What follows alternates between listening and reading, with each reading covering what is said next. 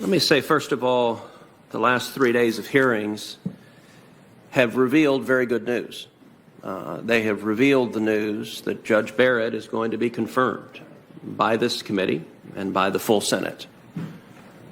With 2 full days of questioning, we've seen that our Democratic colleagues have very few questions actually to raise about Judge Barrett's qualifications.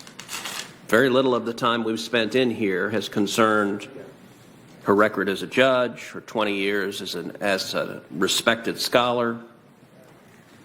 Instead, much of this hearing has focused on political attacks directed at President Trump.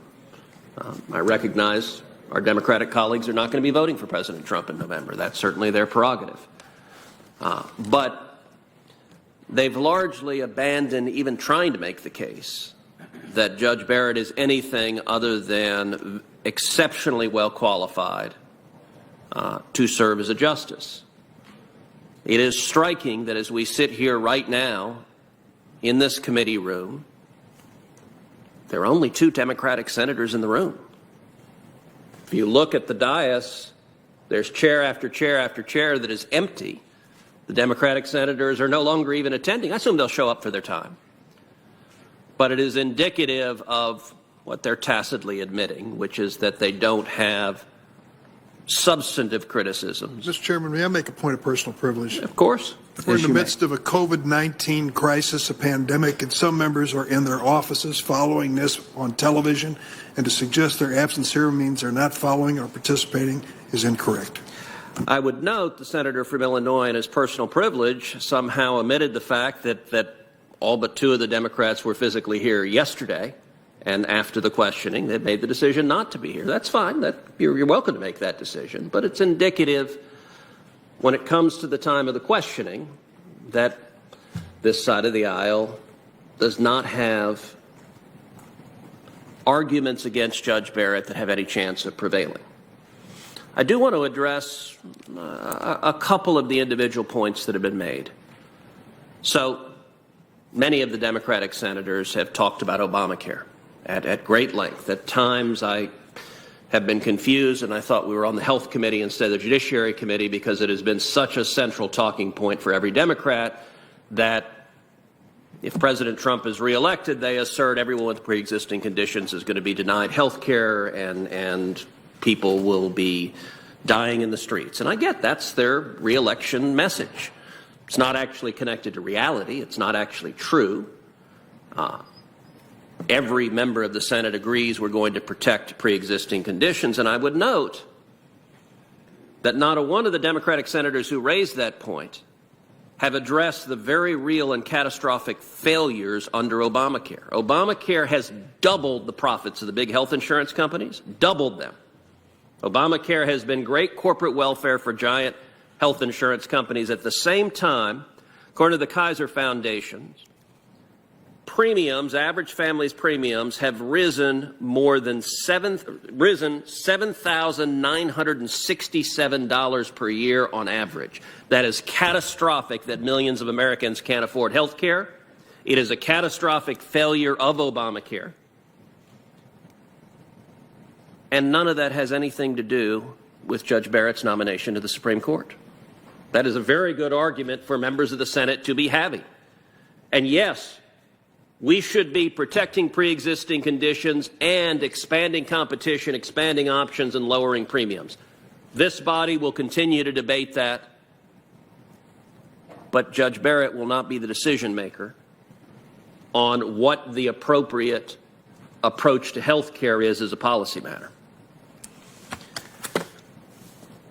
A second point I want to address, Senator Durbin had an exchange with Judge Barrett about the right to vote and also about the Second Amendment. Now, as a policy matter, many Senate Democrats, number one, want to see the Second Amendment abridged to the maximum extent possible. And number two, many Senate Democrats have decided as a policy matter that they would like to see as many felons as possible able to vote. That it is, one would presume, they have made a determination it's in their political interest to have more felons, more convicted murderers, more convicted rapists more people convicted of domestic abuse voting, that they've made an assessment that that helps their prospects on election day. They're entitled to make that policy determination, and different states have made different determinations about in what circumstances felons should be allowed to vote, in what circumstances felons should not be allowed to vote. I, for one, am a bit puzzled.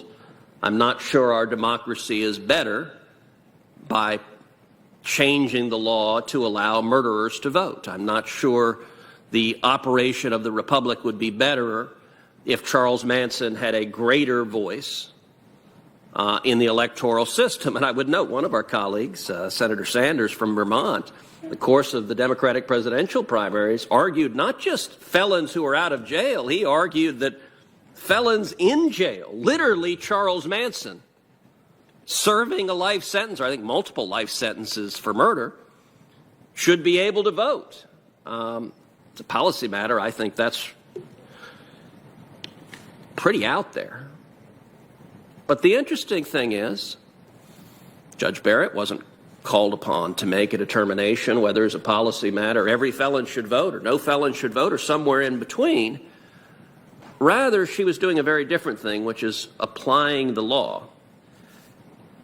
And Judge Barrett, did I hear you correctly that when you were describing your dissent in the counter case, that one of the reasons you said that there was a difference in the law as it concerned voting versus the Second Amendment is because the 14th Amendment, the text of the 14th Amendment explicitly contemplates legislatures making restrictions on voting based on whether you've committed a crime? Is that right? That's right. And I actually have the text of the amendment because Senator Durbin was highly critical. As a policy matter, he wants those felons voting.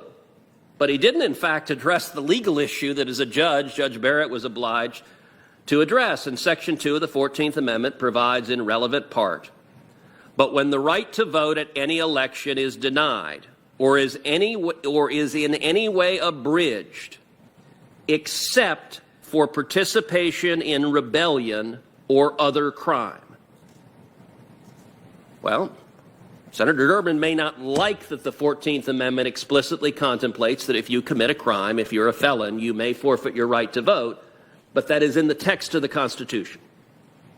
And as a judge, Judge Barrett would be not doing her job were she not to look at the text of the Constitution and follow the text of the Constitution. Am I right, Judge Barrett, that the Second Amendment doesn't have similar language suggesting or other crime or anything comparable to that? You are correct.